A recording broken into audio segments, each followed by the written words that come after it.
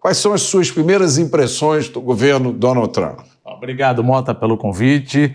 Veja, as primeiras impressões não são boas, mas uma coisa você pode ter certeza. Por exemplo, você pode condenar ou falar qualquer coisa de Trump, o que você quiser, mas você não pode falar que ele cometeu um estelionato eleitoral. Ele falou que a principal palavra do dicionário é tarifa, tarifa, tarifa. Só que chega uma hora que ele começa a abusar. Então vamos começar aqui colocando desde o começo. Coloca 25% de tarifa em aço, depois coloca 25% de tarifa em cima da China, 10, 20%, a China retalha com mais 10, 20%. O que acontece num primeiro momento? No momento que você coloca uma tarifa de importação, eu entendo, ele quer atrair emprego, mas é complicado, porque no momento que você coloca uma tarifa de importação, você está importando inflação. E principalmente se a gente falar do aço semi-acabado, um trabalhador do setor siderúrgico influencia 80 trabalhadores que vão usar o aço laminado. Então você compra o aço mais caro, 25%, de repente 50% mais caro se vier do Canadá, mas voltou para 25%, então você prejudica 80 trabalhadores que trabalham na indústria manufatureira, na indústria automobilística. Então a inflação nos Estados Unidos, apesar de ter saído em fevereiro abaixo do esperado, ela ainda não capturou o efeito Trump. E isso deve trazer uma resiliência maior da inflação norte-americana. Agora, Trump também colocou, veja, ele é um pouco confuso nas palavras dele, porque ele muda de ideia. E como economista e financista, a gente sabe o seguinte, que é importante só fazer um disclaimer aqui, a gente sabe trabalhar com risco, com incerteza não. Então se você for Mota, chega para mim, chega para um país e fala, a tarifa vai ser 15% e 25% nesses produtos para os próximos 4 anos, eu sei fazer meu business plan, eu sei fazer meu plano de negócio. Mas no momento que você fala que vai ser 15%, 25%, e depois você fala, não, vai ser 0%, não, vai ser 50%, não, vai ser 200%, eu paro, não faço mais investimento em formação bruta de capital e eu, como consumidor, eu não sei se vai ficar mais caro ou mais barato. Por isso que ele deu aquela declaração que nós estamos vivendo, nós não, os Estados Unidos estão vivendo num momento de transição que pode ter uma recessão. Veja, se vocês tiverem uma recessão, se os Estados Unidos tiverem uma recessão de 2 trimestres de queda de PIB, com inflação mais alta e taxa de juros mais alta do que nos anos 2000, nós teremos um período de estagflação. Pode acontecer? Pode. Estou dizendo que efetivamente vai acontecer? Olha, se a nossa premissa está correta, é difícil você falar a conclusão está errada. Se a confiança dos consumidores continuar caindo com essa incerteza, é provável que a atividade econômica nos Estados Unidos arrefeça e o Banco Central não vai conseguir reduzir a taxa de juros na velocidade que ele queria. Tanto isso é verdade que no discurso do Jeremy Powell, presidente do Federal Reserve do Banco Central norte-americano, em dezembro ele falou, olha, nós vamos cortar a taxa de juros 2 vezes esse ano. E na última reunião do FONC, que é o cupom deles lá nos Estados Unidos, ele falou o seguinte, por enquanto não vamos cortar a taxa de juros porque precisamos entender a agenda Trump. Ou seja, então a hora que ele aumenta isso daí, ele acaba trazendo uma resiliência maior para a inflação. Olha como o negócio bate na gente, parece que não.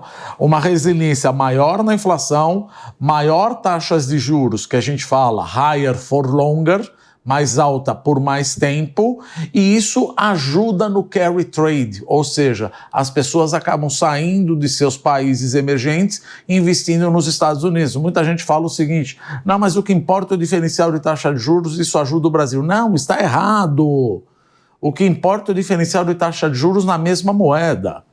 O Brasil pagou muito mais no ano passado na Selic do que pagava um T-bond, um título do governo dos Estados Unidos. Só que o nosso câmbio depreciou 27%, então eu perdi dinheiro. Deveria ter ficado quieto. Então, por isso que a gente acaba vendo, claro, tem a idiosincrasia também do Brasil e de cada país emergente que faz com que a moeda acabe depreciando. E outra, Trump quer fazer o seguinte, quer trazer mais empresas. Como é que você vai trazer mais empresas se você está agora praticamente em pleno emprego, com emprego de 4,0%, 4,1%, e ainda mandando, não estou dizendo que isso está certo ou que está errado, mas deportando imigrantes ilegais, legais, etc. Vai faltar mão de obra se você quiser trazer essa indústria. E essa indústria, como ele colocou, quer que entre nos Estados Unidos no prazo de 1 mês, 2 meses. Imagina, não é assim que se faz uma indústria. Você precisa ter um planejamento estratégico. Então, Trump está, concluindo a tua pergunta, causando uma bruta desordem mundial nas cadeias de suprimento. Porque você pega o teu celular não é feito em nenhum lugar e feito em todos os lugares. Ele tem componente de Taiwan, da Coreia, do Japão, da Holanda, dos Estados Unidos. Você começa a colocar tarifa, o cara fala, puxa, então vou botar minha empresa no Vietnã, então vou colocar minha empresa na Malásia, então como é que faz? Eu vou ter tarifa ou não vou ter tarifa? O consumidor, não, mas o celular vai subir mais ou vai subir menos? Posterga a compra, você acaba tendo um nível de atividade econômica pior. Então, é difícil a gente falar, é complicado, que acaba arranjando haters, apesar de Trump ser um cara excepcional em termos de negociador, etc., mas a postura mercantilista dele do século XIX está completamente equivocada se ele objetiva balancear as contas externas dele. Porque a conta externa, no final das contas, Mota, só completando aqui, ela na realidade ela não é rebalanceada através de tarifa, ela é rebalanceada através da poupança. Ora, Trump tem uma política fiscal expansionista. O último estudo do Penn Wharton Institute mostrou que com todo aquilo que ele quer fazer de fiscal expansionismo, de cortar impostos, de dar subsídio, etc., e mesmo com o aumento da receita da tarifa, o déficit fiscal vai aumentar quase 3 trilhões de dólares em 10 anos. Então a poupança pública cai e a poupança privada, se tiver mais investimento, vamos pensar em tech, também cai. Então falta poupança privada e falta poupança pública. Por identidade macroeconômica, você tem que importar poupança. O que é importar poupança? Importar bens e serviços. Então, tua balança comercial vai piorar com essas tarifas. Não vai melhorar. Você tem certeza? Foi exatamente isso que aconteceu no Trump 1. Você diminuiu o teu déficit comercial com a China, mas aumentou o teu déficit comercial com o Vietnã e com o México. Então, você acaba procurando outros lugares. É aquela coisa, eu vou te dar muito dinheiro, Mota, mas eu não quero que você compre dessa loja. Tá bom, eu não compro dessa loja, pensa que a loja é China, vou comprar da loja do lado. Então isso é uma identidade macroeconômica básica. Se a poupança dos Estados Unidos cair, a balança comercial vai piorar. Então fica aquela pergunta, Trump, qual é a tua? Teu problema é conta externa ou teu problema é China? Ou teu problema é geopolítica? Então eu acho que, finalizando aqui minha abertura do teu programa, eu acho que Trump está protagonizando o início de uma bruta desordem das cadeias produtivas, que isso pode culminar com um crescimento menor da economia mundial. A desordem das cadeias produtivas parece ser uma coisa com a qual a maioria das pessoas concorda. Mas eu tenho ouvido várias explicações, tentativas de pessoas de achar uma lógica, um plano, uma intenção por trás desse processo que o senhor tão bem descreveu. Eu vi, por exemplo, uma explicação de que o objetivo final do Trump seria passar de uma economia que é movida por gasto público para uma economia movida a investimento privado, ao consumo privado. Eu vi uma outra explicação, e como eu não sou economista, eu sou leigo, eu escuto, né? Me pareceu uma coisa um pouco... razoável. Me pareceu uma coisa um pouco exótica, ao contrário, que era de que, ao criar insegurança, Trump estaria forçando uma redução no valor da Bolsa Americana, o que provocaria uma mudança de investimentos da Bolsa para o Tesouro, para as T-bills, para títulos da dívida pública, e com isso ele conseguiria reduzir as taxas de juros e refinanciar a dívida americana a uma taxa de juros mais baixa. O que me parece uma coisa assim meio... Bem exótica. Bem exótica, porque é como você combinar com os russos que você vai ganhar dos russos. Alguma dessas explicações... E tem mais uma também, que é o que eu achava inicialmente, que o Trump estava fazendo um uso político das tarifas, né? Quer dizer, na verdade, ele está trabalhando mais com a ameaça da tarifa do que com o objetivo real de implantar essas tarifas. O que é uma explicação que eu encontraria, por exemplo, para o caso da tarifa do aço do Brasil, porque como a gente exporta produtos semi-acabados para eles, que eles acabam lá, se eles não comprarem os produtos semi-acabados, o que eles vão acabar lá? Porque eles não têm essa parte inicial da cadeia. Então, essas explicações, alguma delas faz algum sentido? Vamos começar para a primeira, depois se eu esquecer a segunda, a terceira, você me ajuda. Tá. Mas da primeira, veja, ele fala o seguinte, que ele quer diminuir o déficit fiscal. Não parece, porque ele tem uma pegada expansionista. Apesar do Elon Musk fazer o Dodge, não acho que vai reduzir o déficit fiscal. Mas vamos supor que ele queira fazer isso, e é o plano dele, mas o que ele falou de cortar impostos, etc., isso acaba... Só para esclarecer, o Donald Trump, ele está dizendo que ele vai reduzir impostos, mas ele também está dizendo que ele vai reduzir a máquina pública. O senhor acha que a redução da máquina pública não vai ser o suficiente para compensar a redução dos impostos? Exatamente. Ou seja, você está falando, nós estamos falando aí mais ou menos uns 3 trilhões de dólares que vai aumentar em 10 anos. Eu não acho que você consegue reduzir. Mas vamos supor que você reduza. Vamos assumir a primeira hipótese. O que ele quer é reduzir a máquina pública, transformar o déficit fiscal em um superávit fiscal. Vamos lá para trás. Bill Clinton. Bill Clinton teve superávit fiscal porque as bolsas, claro, não tem nada a ver agora com o que está acontecendo com o Trump, as bolsas subiram demais e isso propiciou um aumento de capital gains, ganhos de capital e imposto de renda sobre as empresas, imposto de renda sobre a população, e aí ele entrou num superávit fiscal. Mas as contas externas pioraram.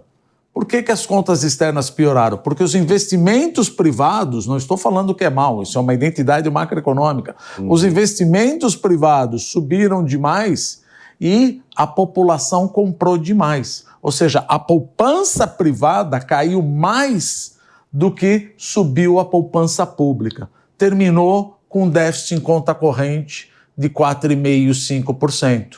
Ou seja, é o chamado de...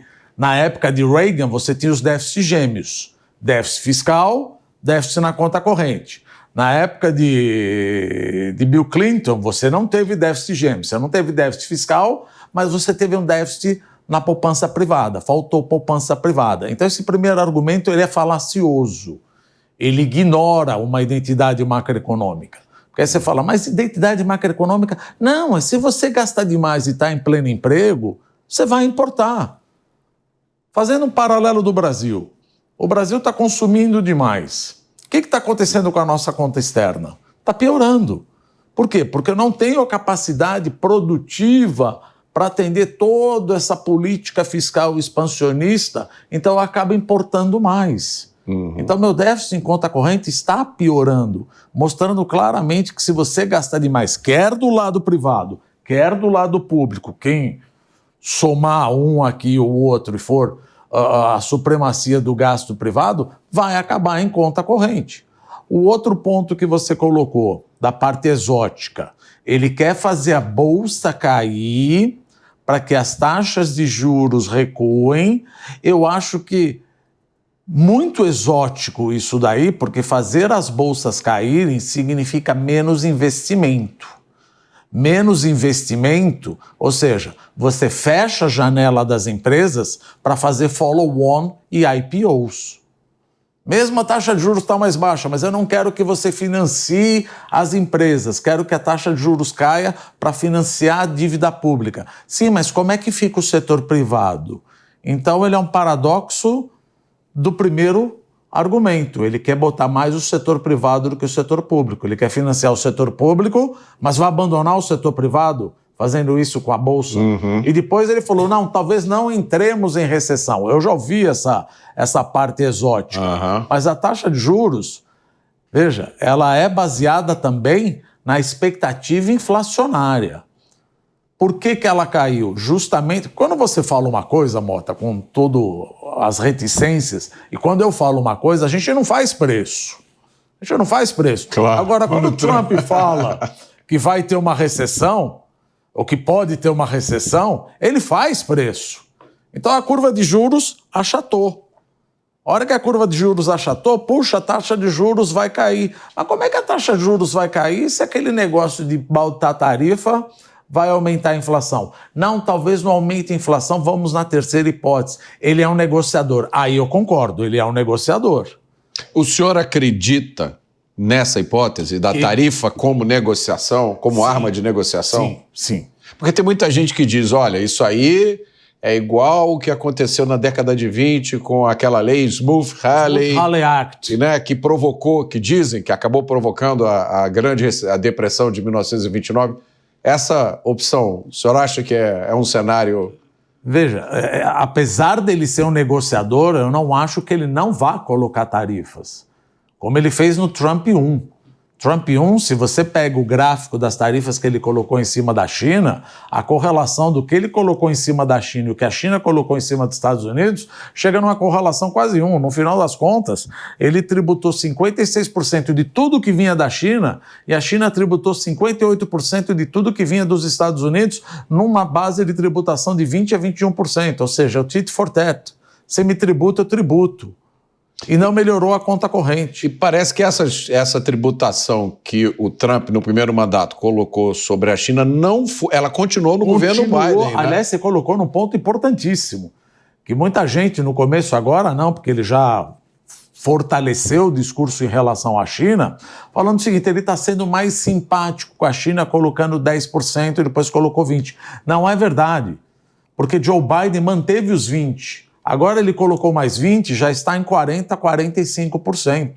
Então aquela promessa de colocar 61% em carro elétrico não está descartada. Ou seja, ele vai colocar, a top priority dele, ele sempre fala, é tarifa. Mas é uma maneira de negociar. Isso é óbvio. Isso é óbvio. Fala, por que você está colocando tarifa na minha cabeça? Ah, porque você colocou uma tarifa maior na minha. Tá, se eu diminuir minha tarifa, você não coloca?